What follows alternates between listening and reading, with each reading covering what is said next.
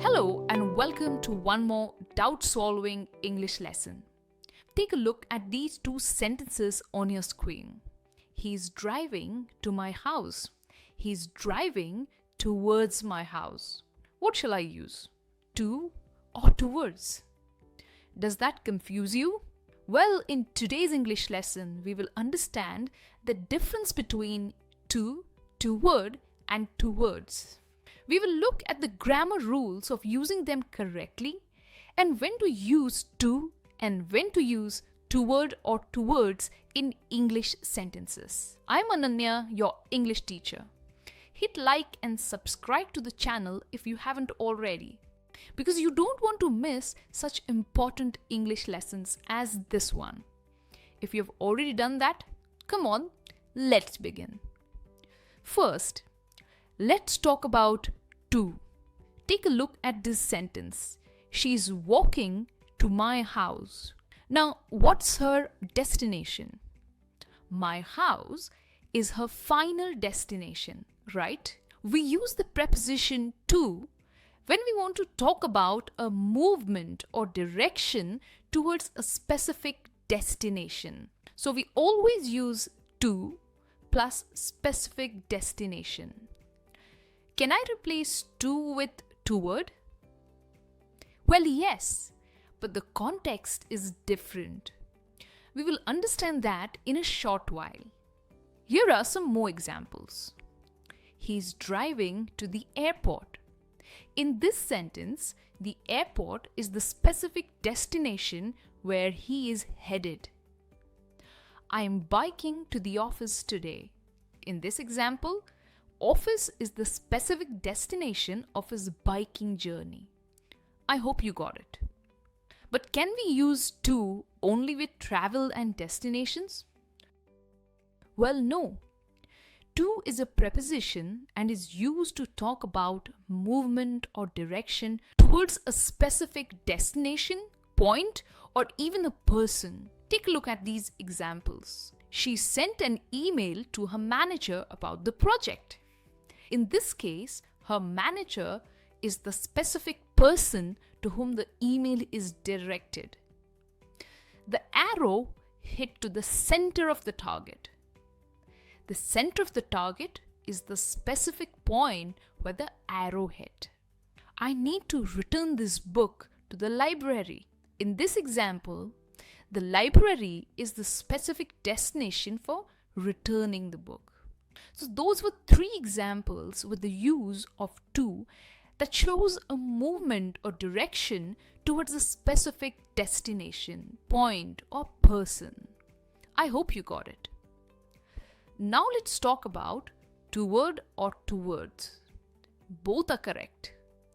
Towards is just more common in British English, and toward without the S is common in American English. Take a look at these sentences. She's walking to my house. We looked at this sentence with to earlier. Now if I replace to with towards in this sentence, like she's walking towards my house, now tell me one thing. Is my house her specific or final destination? Well, no. Maybe she's going somewhere else and just passing by my house. So we use towards when we want to talk about the general direction of something or someone, but not necessarily to a specific point. It's less about destination and more about the direction or movement. I hope you understand the difference. Here are some more examples. He glanced towards the window when he heard the noise. Yeah, the window is a general direction of his glance, but it's not necessarily his focus or destination. The children ran towards the park, laughing and shouting. The park is the general direction of their running. They might be playing around and not specifically aiming to reach the park. The car drove towards the city center but then took a turn towards the suburbs. Initially, the city center is a general direction.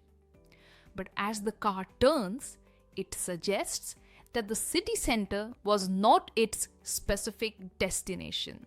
I hope now you understand how to use two words in different ways. So, how do you decide which one to use?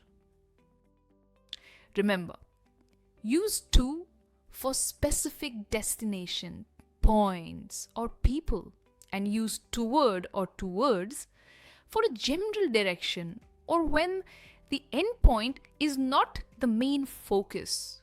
For example, I am walking to the library. Here, library is your specific destination.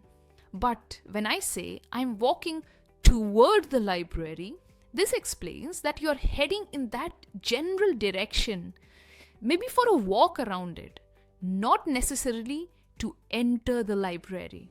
How about this one? She threw the ball to Mark. Now, Mark is the specific target. But she threw the ball towards the basket. This means the general direction of the basket and not necessarily aiming to get in the basket. Here's the next one. He ran to the bus stop to catch the bus. Now, his specific goal was to reach the bus stop and catch the bus. On the other hand, he ran towards the bus stop, but then slowed down as he passed it. Over here, his goal was to catch the bus. Getting on the bus was his final destination. I hope now you're able to draw a difference between to and towards. Here's a quick test to see how well you understood the lesson. There were 3 sentences. What will you use in the blanks to or towards? He walked the stage, still unsure about his speech. The dog wagged its tail and ran the park. She walked the store to buy groceries. Now read the sentences and understand if it's the final destination or if the sentences are just about general movement. Write down your answers in the comments. And there you have it. To for specific points and toward or towards for general direction. It's that simple. I hope you enjoyed today's lesson and cleared your doubt about these 2 confusing prepositions in English.